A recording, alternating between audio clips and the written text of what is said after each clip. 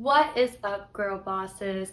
Welcome to the Corporate Tea podcast. If you're new here, I'm your host, Isabella, and I am so excited and so honored that you have taken time out of your busy schedule to not only listen to me, but to invest in yourself, invest in your personal life, your professional life, investing in your salary, investing in your skill set. So I just want to give a big kudos to you because I feel like a lot of people especially neglect their professional life, and it really prevents them from growing and flourishing in the workplace. And at the end of the day, if we're being for real, I want a higher salary, I want a better job title, I want to be able to put myself in the best position in my career that's going to help elevate my personal life. So if that's what you've come to do today, you have come to the right place. If you're new here, I'm going to do a quick introduction. My name is Isabella Riley, and I'm the host of the Corporate Tea podcast. I am a graduate from Appalachian State University, where I got my bachelor's in business administration and marketing with a minor in communication. I went on and got my MBA at the North Carolina State University in Raleigh, North Carolina, in marketing and innovation. And then I spent some of my early career in Fortune 500 companies. I'm with a Fortune 500 company right now. And the point of this podcast was really just to shed some light into corporate America. I feel like there's a lot of taboo topics that people kind of want to dance around and not really talk about. And I really just wanted to bring a space where I can bring authentic career advice and really help people elevate whatever professional skill it is that they are looking for. The job market right now is really rough. A lot is happening in terms of companies just posting jobs in order to look better to shareholders with no intention of actually hiring for the positions they posted. A lot of companies are doing layoffs. Estee Lauder just announced that they are doing a mass layoff. AI is taking a lot of jobs. So I think it brings a lot of uncertainty into people and their job outlook and how they are going to maximize the space in order to A, get a job, but B, make that job into a career. So the first step into that is interviews. So no matter what stage in life you are in, you're going to have to do an interview to get a job. And I think interviews, the best way to practice an interview is to literally practice. I remember sitting in my college dorm room and making my roommate slash bestie, Christy, ask me interview questions over and over again. And that is the only way you can get good at interviews, okay? No one pops out of the womb as a boss baby ready to take on an interview. It's important to practice and also refine your skill set. So if you're going through the interview process, or maybe you're thinking of looking for a new job soon and you know interviews are going to come with that and you really just want to sharpen your skill set, you have come to the right place. So I'm going to go ahead and hop right into this episode. I'm going to talk about 3 things with you today. The first is I'm going to talk about how to get an interview. There's a lot going on when it comes to recruiters reading your resume, and we need to make sure that your resume sticks out in order for you to get that interview, get your foot in the door, and give that first impression and show that you are perfect for the role that you are applying for. The next thing we want to do is talking about how to prepare for the interview, the pre-prep that comes before the interview. If you are not prepping for your interviews, girl, you are doing it wrong. You need to prep. I have made this mistake. I've been through so many different interview processes, and I was about a year off from doing interviews because I had a steady job, and I thought that I could just pop right back in when I started looking for a new job. And y'all, let me just say, it was so embarrassing that first interview I popped on. I wanted to crawl under my bed and cry. It was so embarrassing. So you have to refresh your interview skills. It's like anything else in life. When you've taken some time off, you just need to, sharpen the knife a little bit, practice a little bit. So we're going to talk about the preparation for an interviews. I'm also going to talk about virtual interviews because they're a thing. Everyone hates them, I know, but I'm going to give you some really good hacks in order to overcome them. And then finally, I'm going to debunk some interview questions. I feel like a problem that I've frequently had in previous interviews is recruiters asking me questions and I didn't understand the true purpose of them asking those questions. I think interview questions are kind of like an SAT or ACT test. It's a question being asked, but a lot of times the question that's being asked isn't looking for the answer you think it would. So I want to talk about some very common interview questions, what they really mean, and give you kind of a blueprint in how to answer those. So with that being said, let's get into the interview process.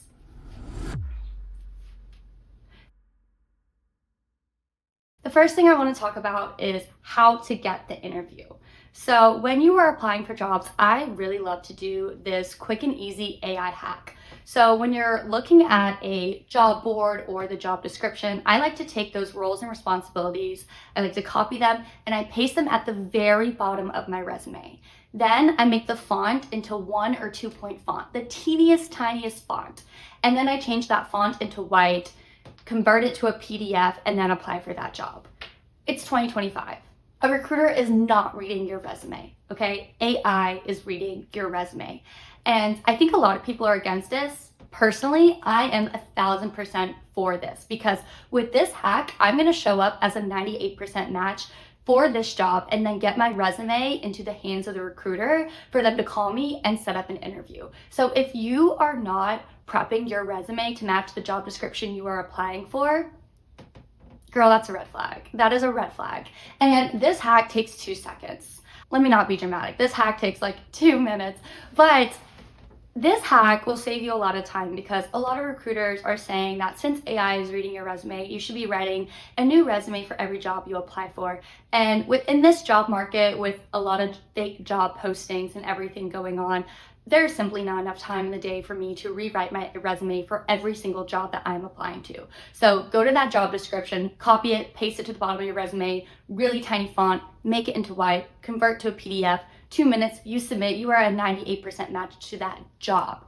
And this is gonna get your foot in that door to get that resume into the recruiter's hands. So they're gonna pick up the phone and they're gonna call you and they're gonna set up that interview with you. I think it's also important to note here that network, especially in the job market that we're currently in, it is about who you know, not about what you know. And I have found that I have gone through interview processes with previous companies and I unfortunately did not get the job. However, when I saw that they posted another job that aligned with the interest that I had in the job that I was looking for, I'd reach right back out to that recruiter.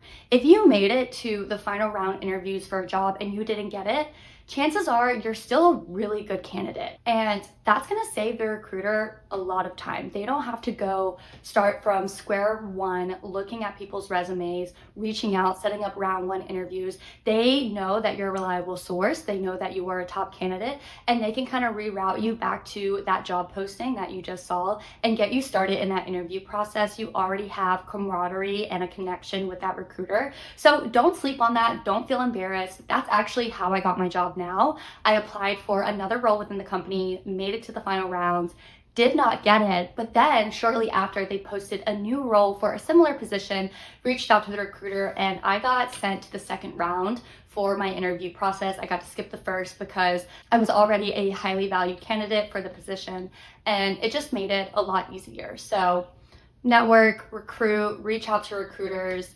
I feel like a lot of people are hesitant to reach out to a recruiter. I think the best way to do this is via email. Take their first name, last name at the company. 8 times out of 10, it's going to be a match.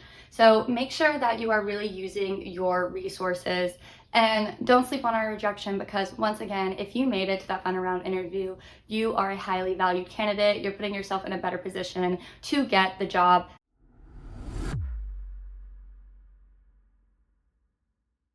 So the next thing I want to talk about is how to prepare for the interview.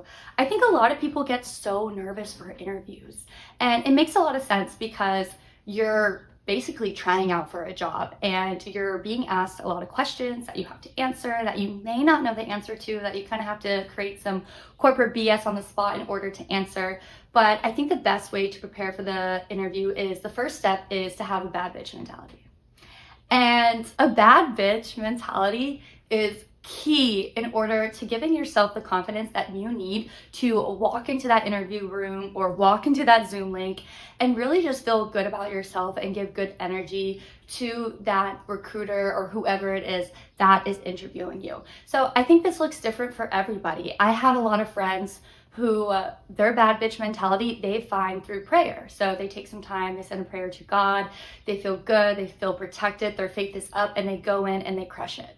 Personally, for me, I listen to like the same 3 songs. I'll play some Gorilla, I'll play some Megan Thee Stallion, and I really just tell myself over and over again that I'm that bitch. And that gives me the confidence in order to go into that interview room and, feel the best version of myself. So I'm able to exude confidence through my energy. So whatever it is that may be, I have some friends who they like to go on a morning run before an interview because that's what makes them feel confident. Maybe it's a certain perfume you wear, maybe it's look good, feel good. You should always look good for your interview, but maybe it's a certain shirt or a piece of jewelry. Whatever it is, have a regimen to put yourself in the most confident aura that you can be in. So you are going to exhort that in the interview. I mean, look good, feel good, do good. Feel good, do good.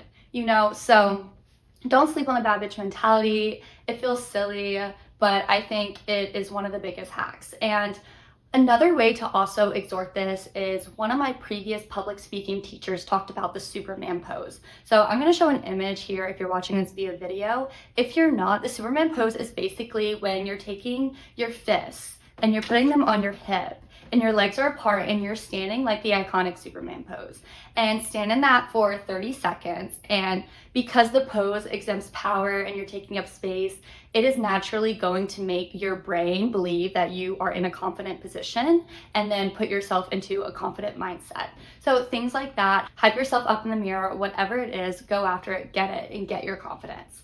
The next thing is about looking presentable. I know I touched on look good, feel good, do good, but when you're doing a virtual interview, there's other factors that are important to take into consideration. So I think it's really good to have a ring light. If you don't have a ring light, setting your computer or your camera up to be at a window to get some natural light in. You don't want to be in a dim room. You don't want to have your bed unmade in the background. Do not have your bed unmade in the background. That is so embarrassing.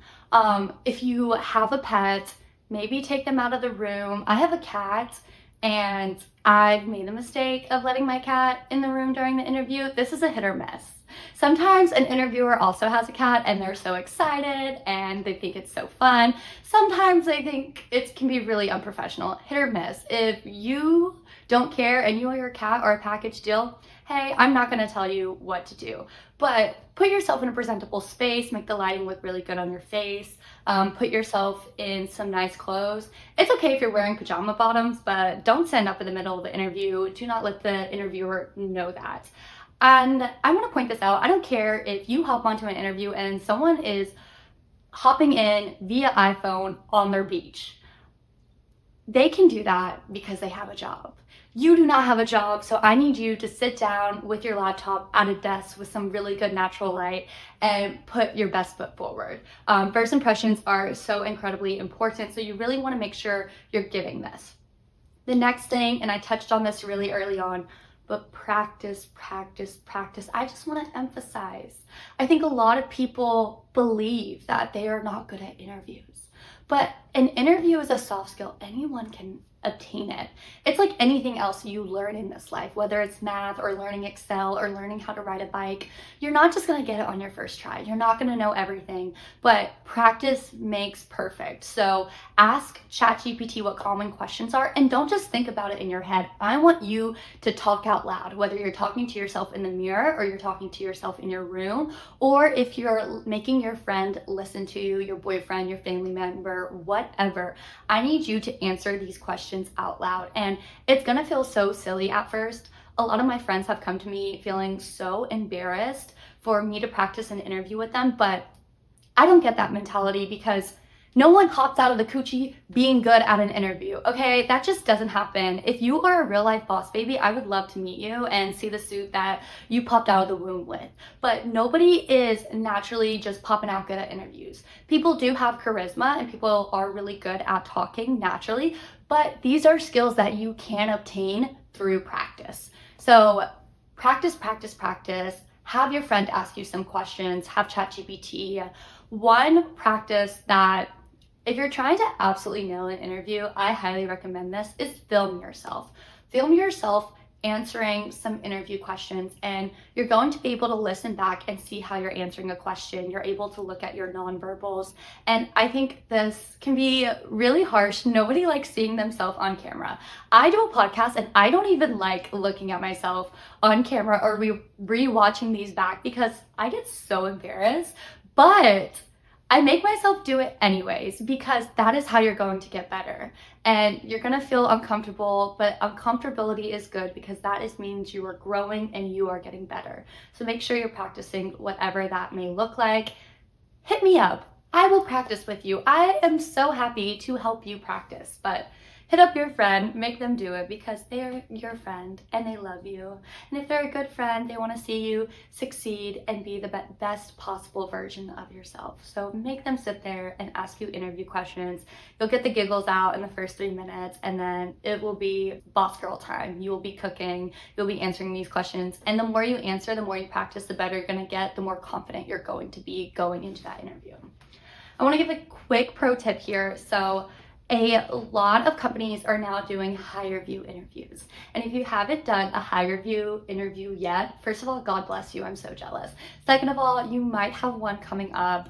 They've become a lot more popular, and a HireVue interview is basically, not only is AI reading your resume, AI is now interviewing you and looking at your nonverbals and seeing how you are answering a question. This can be really intimidating. The same rules apply. Put yourself in a good environment, no messy beds, get some natural lighting, put yourself in a really nice fit, a good business professional, business casual outfit. And what I like to do for these is I put a stuffed animal, y'all don't laugh at me. I put a stuffed animal behind my camera.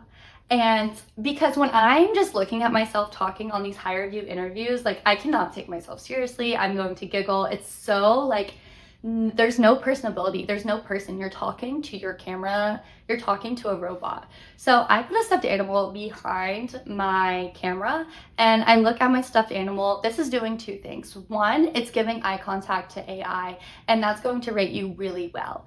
And then two, it's also giving you something to look at, because when you're sitting there in an interview and you don't see a person, you're not talking to anyone, and you're just seeing yourself in selfie mode, like that can be really intimidating. It can be really uncomfortable. So put a stuffed animal behind your laptop, look at your stuffed animal in the eyes, and answer the interview questions. I know this sounds so silly, but I promise you it works so well. So don't sleep on it. Make sure that you are giving even AI the best interview that they are going to see.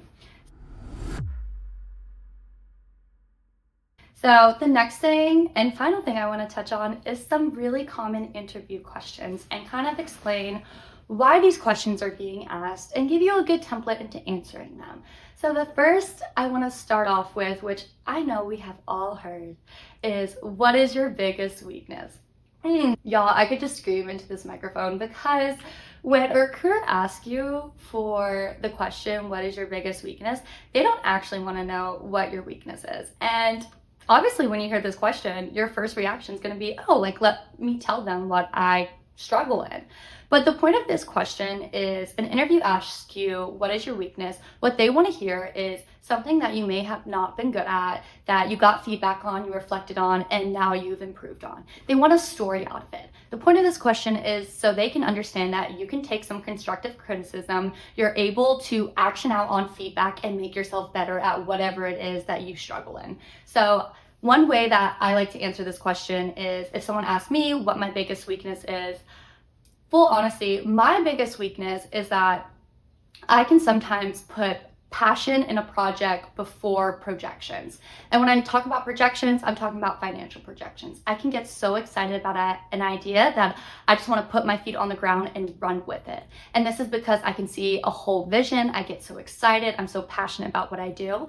But being in marketing and understanding that the bottom line and your P&L is so incredibly important into everything that you do, I every single day take a step back and remind myself of, my top 3 priorities that I'm doing for that job, and reminding myself of that. So instead of getting passionate about the vision of what it could be, instead I replace that passion with passion for the numbers, and I'm constantly looking into what this number could be and how we could make it like that, and then I get passionate about the project. So by answering that, I'm saying something truthful that is a weakness of mine, and then I'm saying what I do to make sure that that weakness doesn't overcome what I am there to do.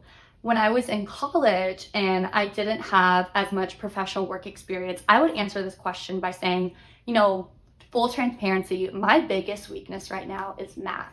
It is a subject that I have constantly struggled in since grade school, and something I've realized that I always have to work harder in than my peers. With that being said, and realizing it's my weakness, I make sure to go to tutoring twice a week. I go to all the professors' office hours to make sure that I'm asking all my questions.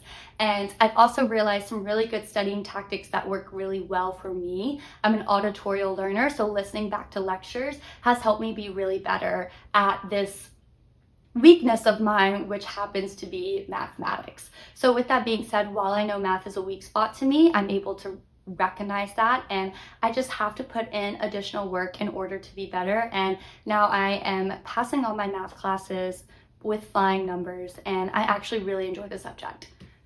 That is what I would answer in college, and a lot of recruiters really like that because you're recognizing something that you're not perfect in. And a recruiter knows you're not going to be amazing at everything, but they want to know that while you may not be perfect, you're not perfect. You can reflect on that, and you can put things into your daily life that's not going to allow that weakness to be the biggest thing that you contribute to the table. So make sure you're doing a story out of it. When you're doing an interview, you should be doing the STAR method, and that's basically going to take the interviewer through a storytelling process when they ask a question. So if you don't know the STAR method, S is situation, describe the situation you were put in.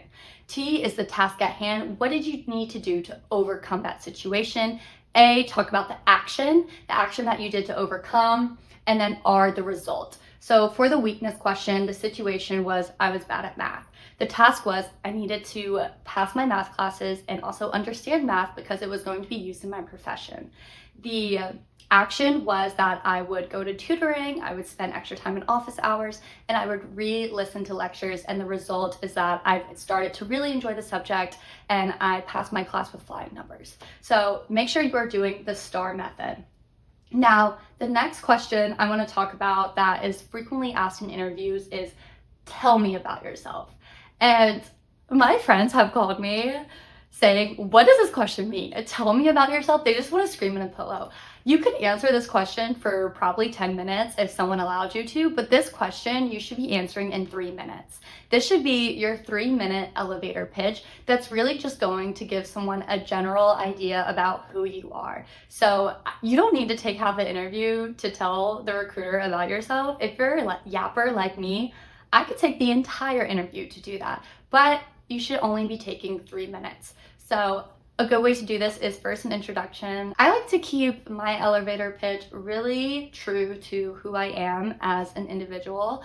I think 3 things that describe my personal brand is very confident, very fun, and very personable. So I'll just go ahead and give you my elevator pitch, and then you can kind of use this structure to framework yours. So I always like to start with, well, my name is Isabella. Thank you again so much for having me today. I am so excited to talk with you. A little bit more about myself is I graduated from Appalachian State University with my bachelor's in marketing and communication. Right after my bachelor's degree, I went on to get my MBA at the North Carolina State University. So Go Wolfpack. I've been in North Carolina for a really long time. When I got my MBA, I got it in marketing and innovation. And then afterwards, I went on to start my professional career with Kellogg's. At Kellogg's, I was a senior associate brand manager for Pop-Tarts. Here, I had the privilege of getting to work on a lot of different licensing strategies that were going to attract Gen Z audience. So I worked on the Pop-Tarts Jenny's Ice Cream collab, the Crocs collab, Too Faced makeup, and I also got to really navigate through micro influencers that were happening in the retail channel and omni space in order to help heighten the brand and to bring some additional value into the team. I worked with our Walmart team and actually got to solve a lot of problems when it came to out of stocks on some of our limited time offer flavors. Unfortunately, with this role, Kellogg's was turning into Kellanova and then got acquired by Mars. The company did face some layoffs and me and my entire team got laid off. I truly believe that everything is an opportunity and blessing in disguise. Through this layoff, I got to pivot my career and now I work for Church & Dwight on their Flawless brand. Flawless is the #1 electric female grooming brand in the industry. And I also get to pivot in beauty and work with some iconic brands like the Hero Acne Pimple Patches, Batiste, Nair, Topic, Viviscal, and it has just been such a wonderful opportunity. On Flawless, I am an associate brand manager, and what I get to do is constantly work on our omni-channel and our retail to make sure that we are staying relevant to our consumers, and I frequently work with solving 3P issues. Personally about me, I have a cat named Doja, I have 3 older brothers, and I absolutely love chocolate chip cookies. So that is the elevator pitch that I kind of give to recruiters.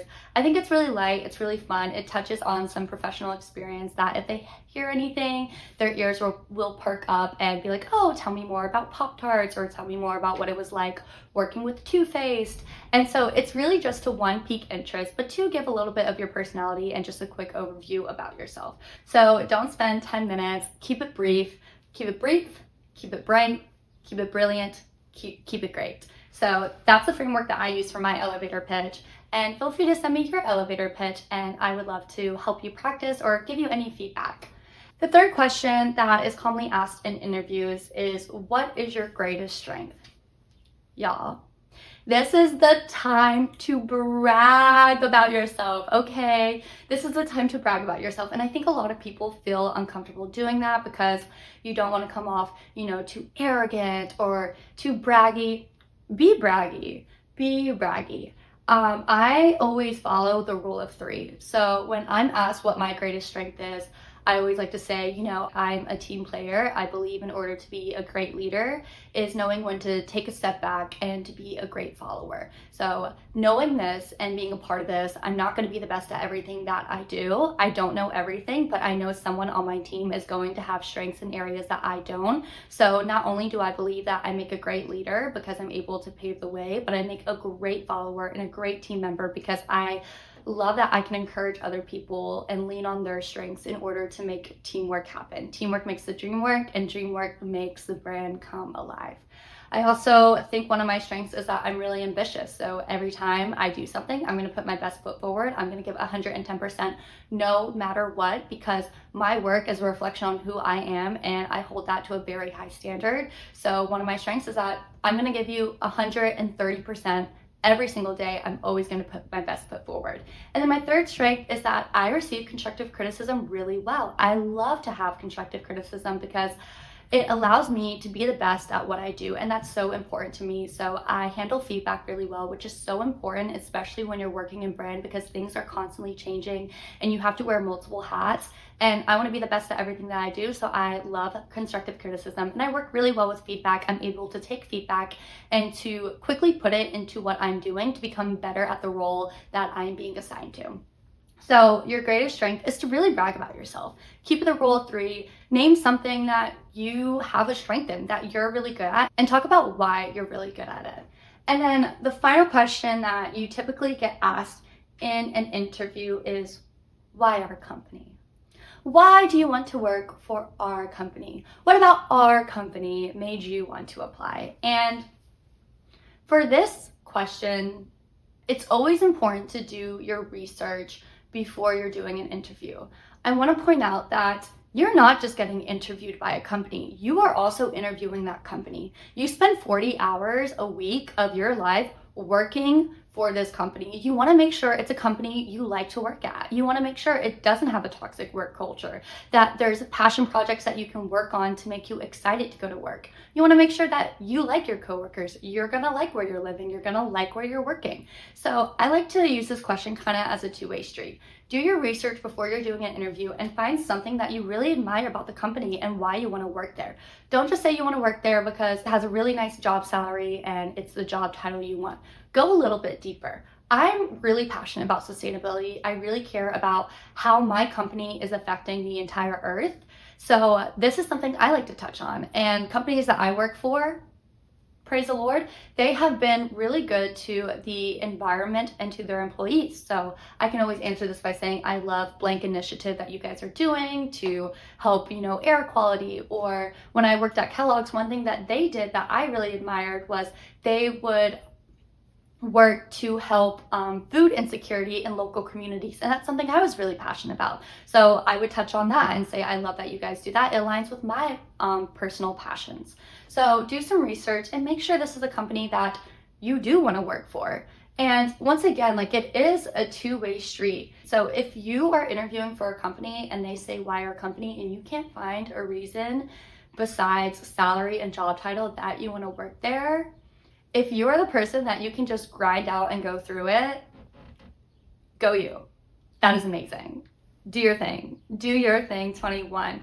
But I have found that I'm happiest in a role where the company gives opportunities for me to work on passion projects that are outside of my day-to-day job responsibilities and that I feel good working there. I want to brag about the company I'm working for.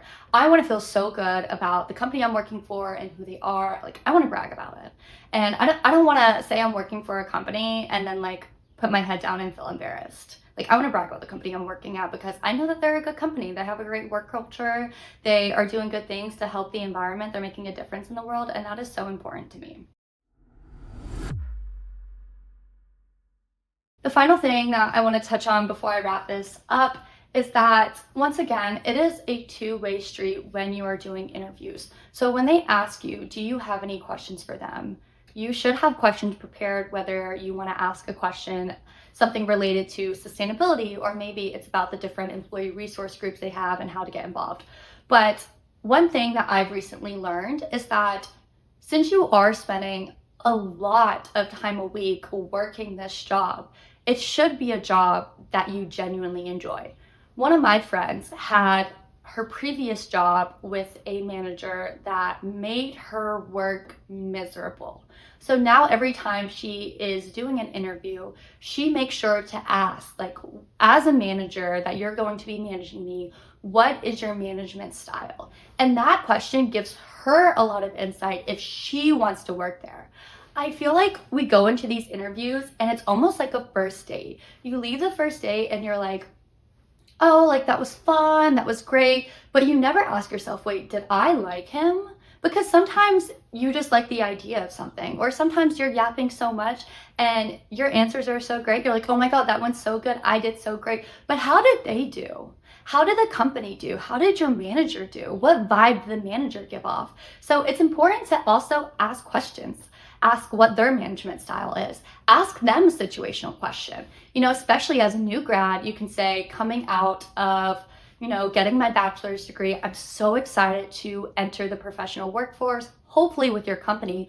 With that being said, I understand that I'm not going to know the answer to every single question. So how do you give feedback to a new hire when they don't know how to complete a task? What does that look like for you? And ask those questions. Ask questions that are important to you because you want to like your manager, you want to like the team that you are working on, and you don't want to have a toxic manager. Having a toxic manager is one of the worst things ever. Once again, spending 40 hours a week in this job, you want to like it. So interviews are a two-way street. Make sure that you like the company. Make sure that you like the manager. Make sure you like what you are about to be spending so much time on. And it is perfectly okay to ask questions of what is your management style? How do you provide opportunities for your new hires? How do you make sure that new hires are able to get involved to a company, especially from the concern of moving 5 states over in order to be a part of this role? Ask those questions because it's so important too. That is the end of this podcast for how to interview, how to be good at interviews. And I really just want to end this note on saying interviews can be nerve-wracking, but it is like everything else. Practice makes perfect. Confidence is key, and you got this. Whatever it is, the right opportunity is going to find you. You're going to be absolutely amazing at it. And follow my Instagram at Corporate Tea Pod and reach out. Ask me any questions. I am so happy to help. And once again, I'm so honored that you tuned in today. And I'll see you girl bosses soon. Have the best week ever. Mwah.